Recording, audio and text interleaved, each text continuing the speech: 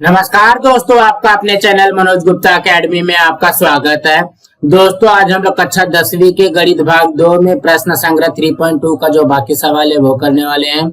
दोस्तों, अभी तक आप लोगों ने इस चैनल को सब्सक्राइब नहीं किया तो प्लीज सब्सक्राइब और चैनल लाइक कीजिए और अपने फ्रेंड्स के साथ शेयर कीजिए। दोस्तों, बाकी विषय के भी प्रश्न उत्तर के वीडियो बना करके अपलोड किया गया है, उसका लिंक आपको डिस्क्रिप्शन बॉक्स में दिया गया, आप लोग वहां पर जा करके देख सकते हैं। तो आइए अब हम लोग चालू करते हैं प्रश्न संग्रह 3.2 का जो बाकी सवाल है वो। इसके पहले के वीडियो में हम लोगों ने प्रश्न नंबर 3 तक किया था। अब हम लोग चौथा प्रश्न करते हैं। क्या दिया गया है चौथे प्रश्न में? आकृति 3.27 में P तथा Q केंद्र वाले वृत्त एक दूसरे को R बिंदु पर स्पर्श करते हैं। बिंदु R से जाने वाली रेखा उन वृत्तों को क्रमशः बिंदु A तथा बिंदु B पर प्रतिच्छेदित करती हो तो हमको यहाँ पे सिद्ध करना है। पहला प्रश्न, सिद्ध कीजिए कि रेख AP समांतर है रेख BQ। तो कहने का क्या मतलब है, देखोगे यहाँ पे क्या दिया गया है, P तथा Q केंद्र वाले वृत्त एक दूसरे को R बिंदु पर स्पर्श करते हैं। तो देखोगे P केंद्र वाला ये छोटा वृत्त है और Q केंद्र वाला ये बड़ा वृत्त है। ये कहाँ पे स्पर्श कर रहा है? बिंदु R पे स्पर्श कर रहा है। और क्या बोल रहा है? बिंदु R से जाने वाली रेखा उन वृत्तों को क्रमशः बिंदु A तथा B पर प्रतिच्छेदित करती हो तो मतलब R से जाने वाली रेखा A और B पे प्रतिच्छेदित करती है।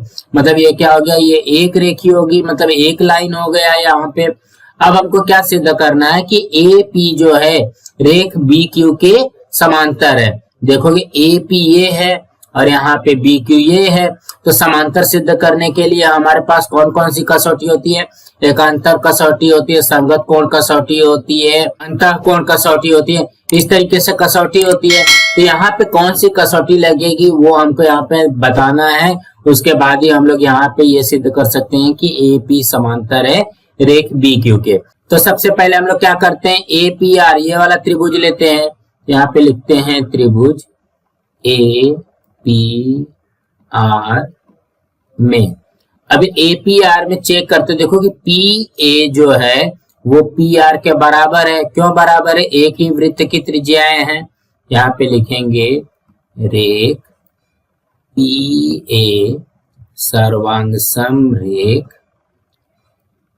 PR। यहाँ पे इसका कारण क्या लिखेंगे? एक ही वृत्त की त्रिज्याएं, एक ही वृत्त की त्रिज्याएं, कुछ इस तरीके से आ जाएगा। अब हम लोग यहाँ पे थोड़ा सा ध्यान से देखेंगे। देखोगे PA और PR ये तो आ गया एक ही वृत्त की त्रिज्या, मतलब ये सर्वांगसम है। तो इसके ठीक सामने वाला कोण कौन सा है? PA के ठीक सामने वाला कोण कौन सा है? PRA है। यहाँ पे लिखेंगे इसलिए कोण PRA सर्वांगसम हो जाएगा। अब PR के ठीक सामने वाला कोण कौन सा है? ये है PAR। यहाँ पे लिखेंगे कोण PAR। ये क्या आ जाएगा? समद्विबाहु त्रिभुज के प्रमेय से। यहाँ पे लिखेंगे समद्विबाहु त्रिभुज के प्रमेय से ये हम लोग दे देते हैं इसको कथन नंबर 1। ध्यान से हम लोग देखते हैं PA के ठीक सामने वाला कोण PRA और PR के ठीक सामने वाला कोण PAR। ये क्या हो जाएगा? समद्विबाहु त्रिभुज के प्रमेय से आ जाएगा। मतलब ये वाला कोण PAR PRA के सर्वांगसम आ गया, बराबर बराबर आ गया। अब हम लोग ये वाला त्रिभुज लेते हैं, कौन सा? RQB। तो यहाँ पे लेंगे त्रिभुज RQB में। तो देखो कि RQB में क्या आ जाएगा? QR और QB ये भी तो एक ही वृत्त की त्रिज्याएं हैं, तो ये भी सर्वांगसम होगा। यहाँ पे लिखेंगे रेख QR सर्वांगसम रेख QB। इसका कारण क्या बनेगा? एक ही वृत्त की त्रिज्याएं। यहाँ पे लिखेंगे एक ही वृत्त की त्रिज्याएं, ये आ गया। अब उसके बाद में क्या करना है? देखोगे जब ये QR के ठीक सामने वाला कोण क्या बनेगा? QBR।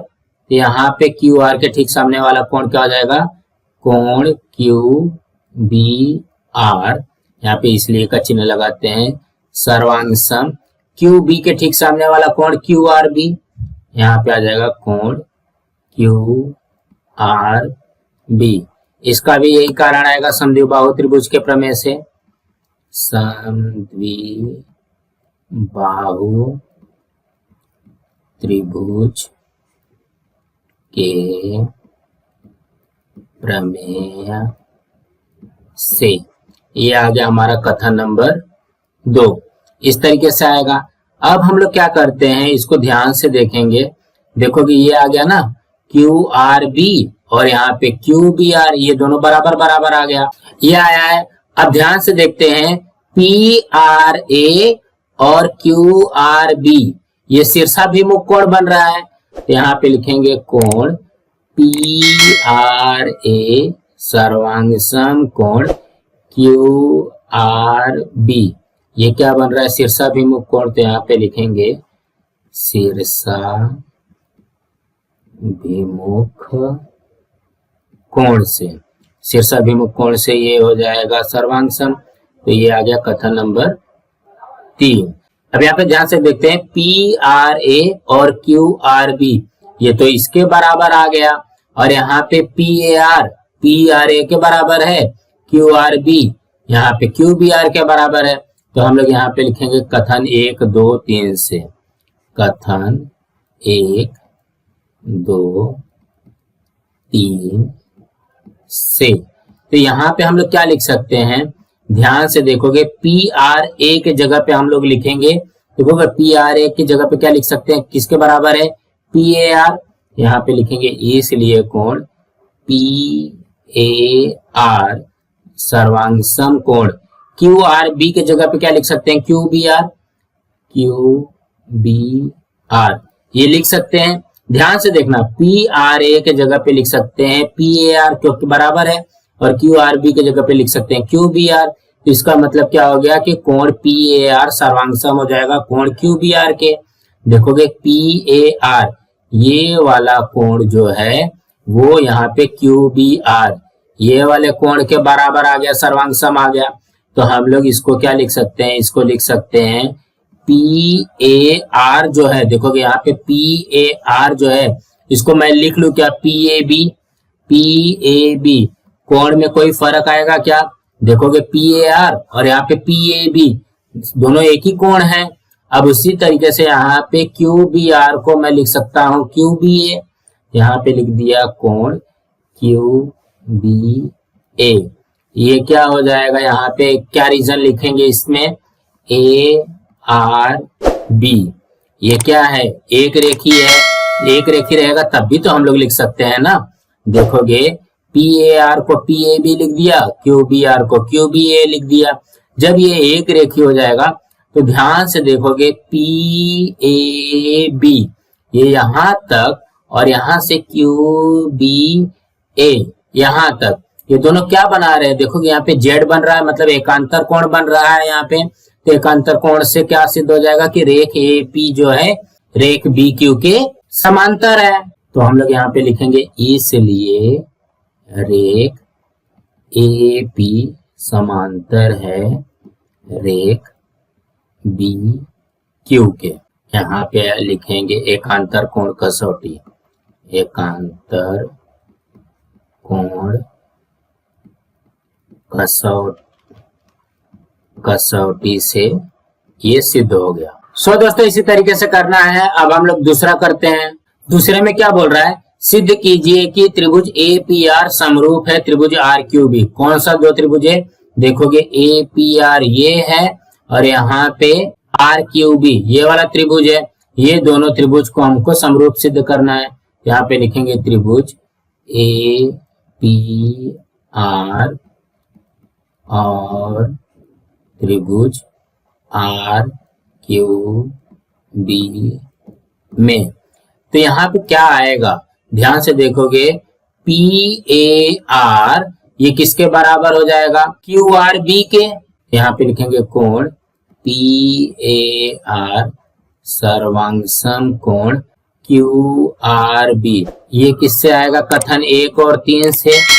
कथन 1 तथा 3 से, जैसा हम लोगों ने पहले वाले में किया था ना, वही उसी में से करना है।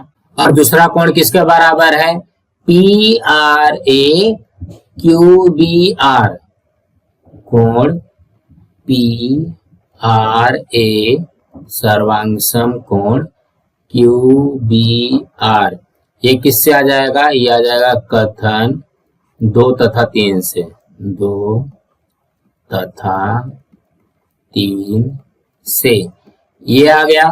यहाँ पे ध्यान से देखेंगे, ये जो पी ए आर है वो पी आर ए के बराबर है और पी आर ए जो है वो क्यू आर बी के बराबर है। तो हम लोग यहाँ पे लिख सकते हैं कि पी ए आर सर्वांग सम क्यू आर बी। और यहाँ पे ध्यान से देखते हैं, पी आर ए जो है वो क्यू आर बी के बराबर है और क्यू आर बी जो है क्यू बी आर के बराबर है। तो हम लोग लिख सकते हैं कोण पी आर ए सर्वांग सम कोण क्यू बी आर। तो ये देखोगे ये को कसौटी से सिद्ध हो जाएगा। तो यहाँ पे लिखेंगे त्रिभुज ए पी आर समरूप त्रिभुज आर क्यू बी। यहाँ पे क्या आ जाएगा? को कसौटी से। यहाँ पे लिखेंगे को कसौटी से ये समरूप सिद्ध हो गया। सो दोस्तों इसी तरीके से करना है बस। अब हम अगला करते हैं। तीसरे प्रश्न में क्या दिया गया है? यदि कोण पी ए आर का माप 35 अंश हो तो कोण आर क्यू बी का माप ज्ञात कीजिए। तो देखो कि पी ए आर कहाँ पे है? ये है। ये वाला कोण का माप हमको कितना दिया गया है? 35 अंश। और हमको क्या निकालना है? R Q B. R Q B ये वाला कोण हमको निकालना है। तो यहाँ पे क्या लिखेंगे? यहाँ पे लिखते हैं कोण पी ए आर बराबर, ये हमको दिया गया है 35 अंश। तो यहाँ पे लिखते हैं दिया है। तो अभी जस्ट हमने सिद्ध किया कथन नंबर 1, 2, 3 से कि P A Q R B और क्यू बी आर सबके सब क्या है? बराबर है। तो वही यहाँ पे भी लिखते हैं कोण पी ए आर बराबर किसके बराबर है? पी आर ए। कोण पी आर ए बराबर कोण क्यू आर बी। कोण क्यू आर बी बराबर कोण क्यू बी आर। कोण क्यू बी आर ये बराबर क्यों है? कथन नंबर 1, 2, 3 से, जैसे अभी हमने सिद्ध किया था कथन 1, 2, 3 से। इस तरीके से हम लोग पहले यहाँ पे लिख लेंगे। अब यहाँ पे मान किसका दिया गया है? मान पी ए आर का दिया गया है। तो जब पी ए आर बराबर 35 अंश हो जाएगा तो देखोगे बाकी सब सेम लिख देते हैं। पी आर ए बराबर कोण क्यू आर बी बराबर कोण क्यू बी आर। तो कहने का क्या मतलब है? पी आर ए भी 35 अंश है, क्यू आर बी भी 35 अंश है, क्यू बी आर भी 35 अंश है। तो हम लोग क्या करेंगे? ये वाला त्रिभुज लेंगे। कौन सा? त्रिभुज आर क्यू बी। यहाँ पे लिखेंगे त्रिभुज आर क्यू बी में यहाँ पे क्या करेंगे? कोण आर क्यू बी प्लस, देखोगे आर क्यू बी में आर क्यू बी आर और क्यू आर बी। कोण क्यू बी आर धन कोण क्यू आर बी बराबर कितना अंश हो जाएगा? 180 अंश हो जाता है। इसका रीजन क्या लिखोगे? त्रिभुज के तीनों कोणों के मापों का योगफल 180 अंश होता है। इस तरीके से आ जाएगा। अब यहाँ पे मान रखते हैं, देखोगे यहाँ पे कोण आर क्यू बी निकालना है, आर क्यू बी निकालना है। क्यू बी आर ये कितना अंश है? 35 अंश है। यहाँ पे लिखेंगे 35 अंश। क्यू आर बी ये भी 35 अंश है, 35 अंश बराबर 180 अंश, मतलब इसमें मान रख दिया। तो यहाँ पे क्या हो जाएगा? कोण आर क्यू बी प्लस 35 70 अंश बराबर 180 अंश। तो यहाँ पे हो जाएगा इसलिए कोण आर क्यू बी बराबर 180 माइनस 70 अंश। यहाँ पे हो जाएगा इसलिए कोण आर क्यू बी बराबर 180 में से 70 गया तो 110 अंश। तो कहने का क्या मतलब है, ये आ गया हमारा कोण आर क्यू बी बराबर 110 अंश। यही तो हमसे पूछा था। तो यहाँ पे हम लोगों को ध्यान में रखना पड़ेगा कि ये वाला कोण, ये वाला कोण, ये वाला कोण और ये वाला कोण, ये जो चारों कोण है कथन नंबर 1, 2, 3 से बराबर है। तो जब एक कोण 35 अंश का दिया जाए तो चार के चारों कोण 35 अंश के होंगे। ये लिखने के बाद में त्रिभुज आर क्यू बी में त्रिभुज के तीनों कोणों के मापों का योगफल 180 अंश होता है। फिर हम लोग यहाँ पे इसकी वैल्यू रख देंगे, हमारा उत्तर आ जाएगा। सो दोस्तों इसी तरीके से करना है। अब हम अगला प्रश्न करते हैं। पांचवें प्रश्न में क्या बोल रहा है, आकृति 3.28 में ए तथा बी केंद्र वाले वृत्त परस्पर बिंदु ई पर स्पर्श करते हैं। उनकी सामान्य रेखा यल उन्हें क्रमशः सी तथा डी बिंदुओं पर स्पर्श करती है। यदि वृत्तों की त्रिज्या क्रमशः 4 सेंटीमीटर तथा 6 सेंटीमीटर हो तो रेख सी डी की लंबाई कितनी होगी। तो यहाँ पे ध्यान से देखते हैं क्या बोल रहा है। ए तथा बी केंद्र वाले वृत्त परस्पर बिंदु ई पर स्पर्श करते हैं। देखो ये ए केंद्र वाला वृत्त है, यहाँ पे बी केंद्र वाला वृत्त है, वो परस्पर कहाँ पे स्पर्श कर रहा है, ई पर स्पर्श कर रहा है। उनकी सामान्य रेखा यल उन्हें क्रमशः सी तथा डी बिंदुओं पर स्पर्श करती है। देखोगे यहाँ पे रेखा यल जो है ए केंद्र वाले वृत्त को सी पे एंड बी केंद्र वाले वृत्त को डी पर स्पर्श कर रही है। यदि वृत्तों की त्रिज्या क्रमशः 4 सेंटीमीटर तथा 6 सेंटीमीटर हो तो सी डी की लंबाई ज्ञात कीजिए। मतलब यहाँ पे ए केंद्र वाले वृत्त की त्रिज्या दिया गया 4 सेंटीमीटर, बी केंद्र वाले वृत्त की त्रिज्या दिया गया 6 सेंटीमीटर। तो हमको सी डी की लंबाई ज्ञात करना है। तो देखो कि यहाँ पे जो सी डी की लंबाई ज्ञात करना है तो ये कैसे ज्ञात करेंगे हम लोग। तो उसके लिए सबसे पहले रेखा खींचते हैं। तो पहले हम लोग क्या करेंगे, देखोगे ए सी मतलब ये वाली त्रिज्या खींच लेंगे और यहाँ पे बी डी ये वाली त्रिज्या खींचेंगे और ए ई बी एक रेखीय कुछ इस तरीके से खींच लेंगे। तो यहाँ पे अगर हम लोग ध्यान से देखते हैं ये बन जाता है हमारा 4 सेंटीमीटर और ए ई बी आ जाएगा 4, यहाँ पे बी आ जाएगा 6 और बी डी भी आ जाएगा 6, इस तरीके से आ जाता है। और यहाँ पे हम लोग ए एम खींचेंगे, ये क्या हो जाएगा, ये हमारा आ जाएगा लंब। हम लोग इसको क्या खींचेंगे, ए एम लंब है भुजा बी डी पर। तो कहने का क्या मतलब है, हम लोग ए एम का अगर मान निकाल लेते हैं तो वो सी डी के मान के बराबर आ जाएगा। तो हम लोग यहाँ पे सी डी का माप निकालने के लिए हमको क्या करना पड़ेगा, सबसे पहले ए एम का माप निकालना पड़ेगा। तो यहाँ पे हमको क्या करना पड़ेगा, देखोगे ए एम बी ये वाला जो कोण बनेगा ये भी तो 90 अंश का बनेगा। तो हम लोग यहाँ पे ध्यान से देखते हैं त्रिभुज ए एम बी में अगर इसमें पाइथागोरस का प्रमेय लगा देंगे तो देखोगे ए एम का मान अपने आप आ जाएगा ना। देखोगे ये 4 और 6 10 हो जाएगा और यहाँ पे एम बी का मान हमको चाहिए। जब हमारे पास एम बी का मान आ जाएगा तो पाइथागोरस का प्रमेय लगाएंगे तो ए एम का मान आ जाएगा।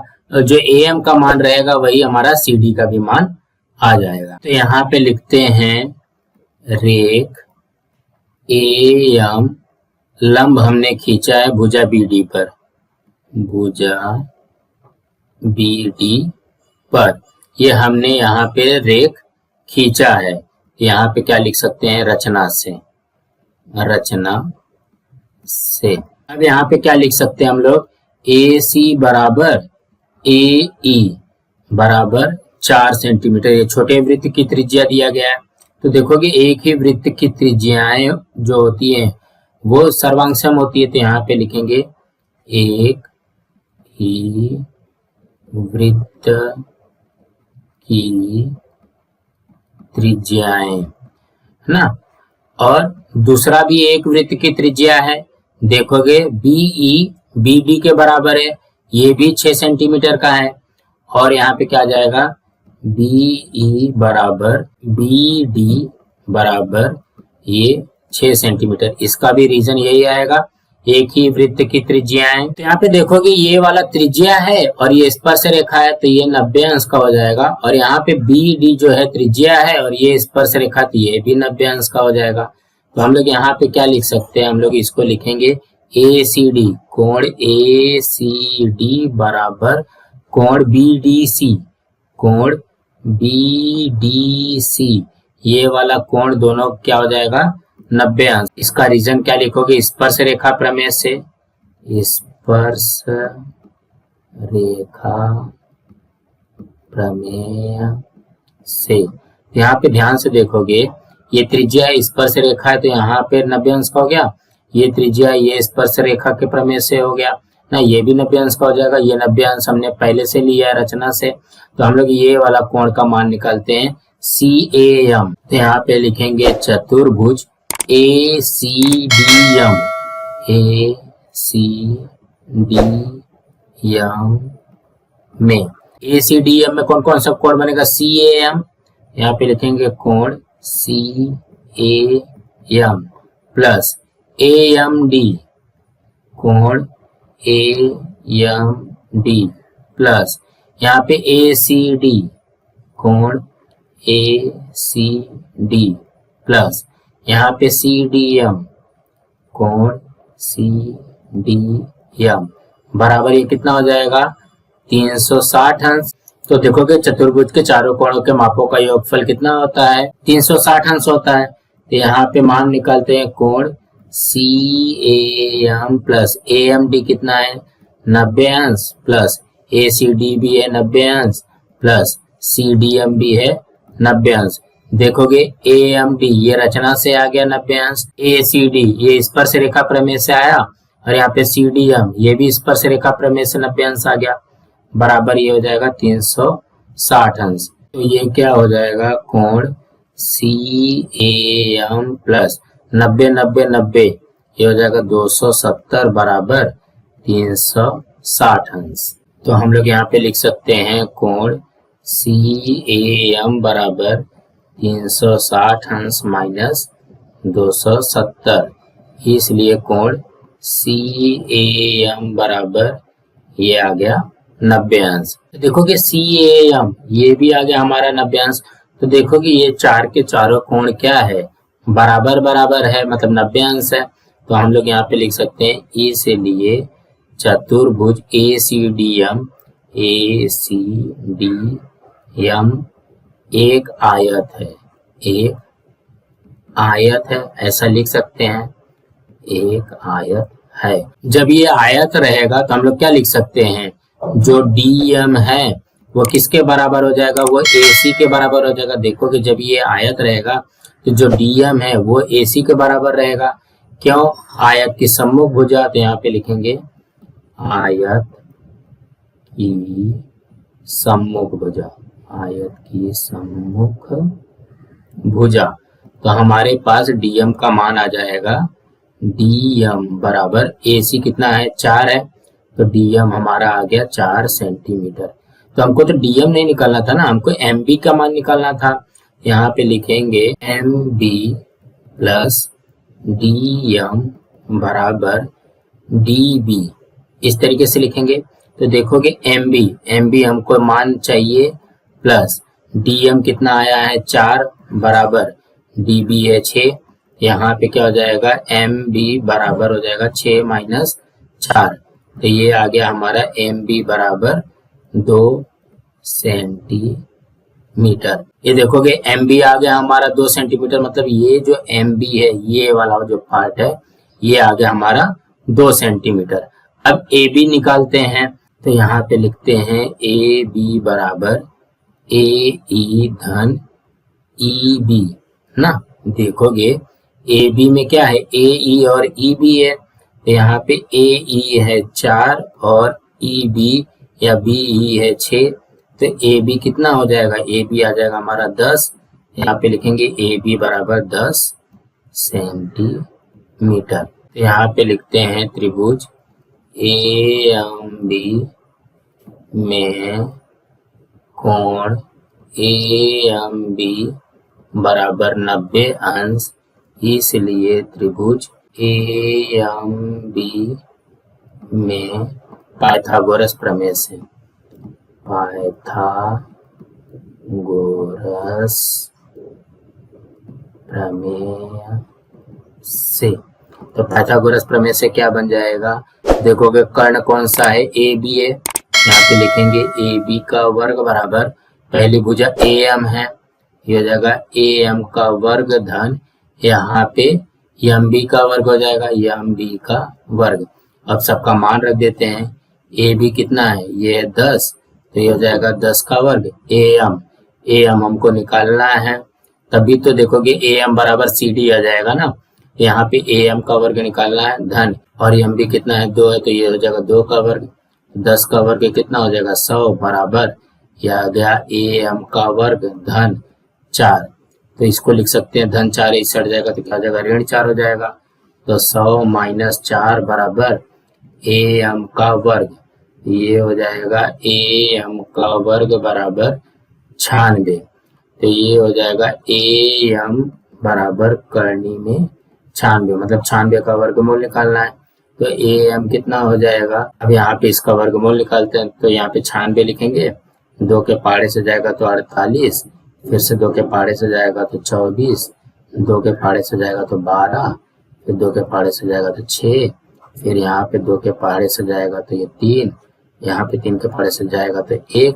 ये कितना हो जाएगा, देखो जोड़ी बनाओ, 2 दूनी 4, ये हो जाएगा 4, और यहाँ पे हो जाएगा जिसकी जोड़ी नहीं बन रही है वो अंदर ही रहेगा, 3 दूनी 6, मतलब 4 करनी में 6 आ जाएगा इसका उत्तर। यहाँ पे लिखेंगे 4 करनी में 6 सेंटीमीटर। ये किसका मान आया, ये ए एम का मान आ गया। तो यहाँ पे लिखते हैं सी डी बराबर ए एम। इसका कारण क्या बनेगा, आयत के सम्मुख कोण सर्वांग सम होते हैं। यहाँ पे लिखते हैं आयत के सम्मुख कोण, ये आ जाएगा। यहाँ पे क्या लिख सकते हैं, यहाँ पे लिख सकते हैं सी डी बराबर ए एम दिया गया 4 करनी में 6, यहाँ पे लिखेंगे इसलिए सी डी बराबर 4 करनी में 6 सेंटीमीटर। कुछ इस तरीके से आएगा। तो कहने का क्या मतलब है, आप लोगों को ज्यादा घबराना नहीं है, सिर्फ क्या करना है, यहाँ पे पहले ये सिद्ध कर देना है कि ए सी डी एम जो है वो क्या है, आयत है। जब ये आयत सिद्ध हो जाएगा तो आयत की सम्मुख भुजा सर्वांग सम होती है, तो ए सी जो है वो एम डी के बराबर हो जाएगा। जब एम डी 4 हो जाएगा और डी बी 6 दिया गया, तो एम बी हम लोग यहाँ पे 2 निकाल सकते हैं। यहाँ पे एम बी निकाल लिया, और यहाँ पे ए बी 4 और 6 10 हो जाएगा। तो हम लोग इसका मान निकालेंगे पाइथागोरस के प्रमेय से, जो इसका मान निकलेगा वही हमारा सी डी का मान आ जाएगा। सो दोस्तों इसी तरीके से करना है। दोस्तों आज हमारा यहाँ पे प्रश्न संग्रह 3.2 कंप्लीट हुआ। दोस्तों आप लोगों को ये वीडियो कैसा लगा, आप लोग कमेंट बॉक्स में जरूर लिख करके बताइए, और इस वीडियो को ज़्यादा से ज़्यादा लाइक कीजिए, अपने फ्रेंड्स के साथ शेयर कीजिए, ताकि उनको भी प्रश्न संग्रह 3.2 मिल सके, और इस चैनल को सब्सक्राइब कीजिए। नमस्कार दोस्तों।